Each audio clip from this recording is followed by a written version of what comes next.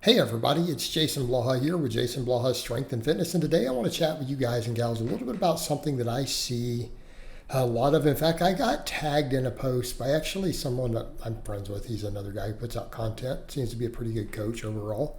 I got tagged in a piece today of his to where he went on quite a discussion about injuries and lifting heavy and doing the big three, the squat, bench, and deadlift, causing injuries over 40, and that the juice isn't worth the squeeze. So I want to talk to you guys about that. But a quick reminder, if you guys will please click like down below and drop me a comment, I'd appreciate it so much. And you guys will see, I'm going to preface this at the start. Everything in here is recent footage. Some of this is earlier this year. Some of this is earlier in the year. The squat and the deadlift here are the two heaviest ones. I'm 48 years old. These are all done this year. Okay. You saw me do a 350 2-second pause bench. I got 500 pounds on a back squat.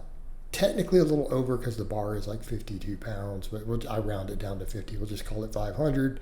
500-pound back squat with no sleeves, no shoes. 585 deadlift, nice clean deadlift. I do have shoes on, so it's not just a belt and chalk. I'm wearing boots on it. But that doesn't give you an advantage. And then you'll see me doing lots and lots of different squats, deadlifts, rep work with 500 on deadlift, lots and lots of rep work with 315 on the bench. Squats with different weights, box squats with over 400, pause squats, all sorts of stuff, right? Just various squats all through here. And all of these are very, very recent. I just grabbed a bunch of recent footage and loaded it in. And here's the thing. I'm 48 years old, okay? And I don't want to always just use myself as an anecdote. I want to be clear. I coach a lot of older lifters also. I'm pretty good at masters lifters. And I get guys on the platform in their 40s. Like I coach guys who compete in powerlifting. And so to me, I don't agree with these ideas at all. I think they're ludicrous. And people say, but it's not necessary. Well, nothing is necessary. But there are enormous merits to these exercises. They bring a lot to the table. And when people have all these injuries on these movements, I've got to question what they're doing. And I think this has to be said because people will bring up the various injuries they've had. And I'm like, well, what drugs were you on? Were you wearing knee wraps on the squats? Super tight sleeves? Were you using Tren? Were you using aromatase inhibitors with Crash D2? So were there drugs involved? What did your overuse look like? What did your form look like?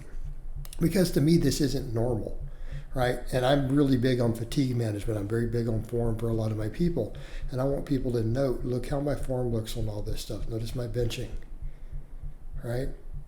Good form, good fatigue management. Not grinding crazy maxes that you are not strong enough to handle, right? These are all a big deal. Like this is a big part of the game. And I would say this to people, you have to think about this stuff. So do we need to be more worried about injuries as we get older? Of course we do. And no one who's in their right mind would say otherwise.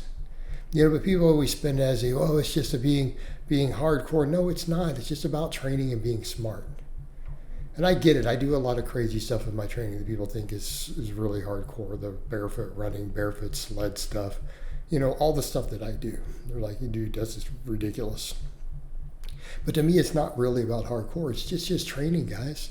It's just living a fitness and athletic and a training and strength lifestyle. Okay, and I think that's a big part of it. I'll discuss that in a minute too, of why thinking it's not super hardcore is kind of a big deal. Okay, because I think there's a lot to that. Because the same thing, think about guys like Michael Hearn. He still looks crazy heavy. He's not hurt. Talk about being hard on your shoulders. Incline bench can be harder on your shoulders than flat bench. The man's inclined, like 50 years old, is inclined 405.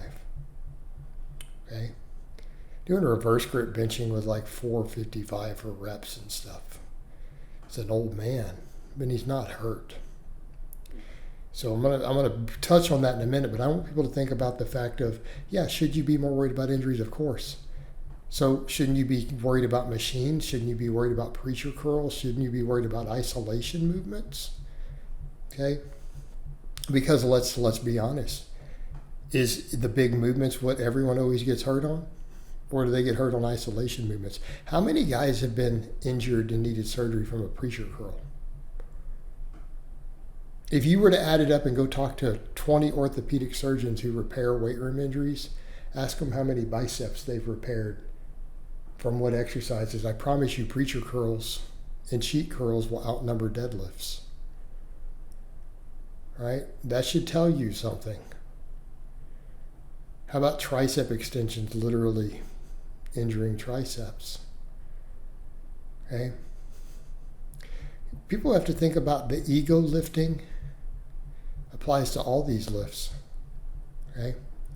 You don't think people get hurt on dumbbells and machines? Have we not watched catastrophic injuries on both? Have we not seen people get really hurt on machines? Haven't we seen 20-something kids get hurt on machines? You don't think overuse from machines is real?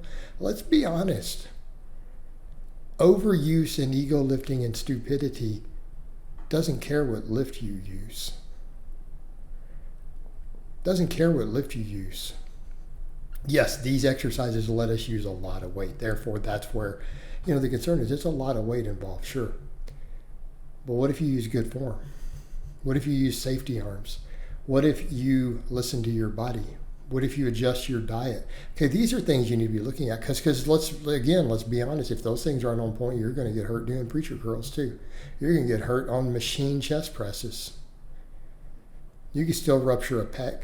If you're getting serious overuse, you're doing stupid stuff and cheating, maybe doing it half reps and then one of them slips and goes all the way, and you've got some tendon inflammation already because your diet sucks, because you drink alcohol or you eat junk food, and you don't eat enough antioxidants, so on and so forth. Okay, you're at risk of injury. So this is stuff you have to think about. Get your diet on point, get your fatigue management on point, get your sleep on point. Don't abuse your body. You can't afford to as you get older. Things like alcohol have to go. Let's just be realistic. The inflammation it causes more injuries. Okay? Stuff that we need to think about. So you have all that, but then what else? What do you notice about the guys who stay in the game, who are strong? Everybody who's super strong and over 40 and without the major injuries, look at them. There's some things we all have in common. We all train with good form and we train calm. You don't see any of us psyched up. You don't see any of us screaming and slapping ourselves before a heavy lift.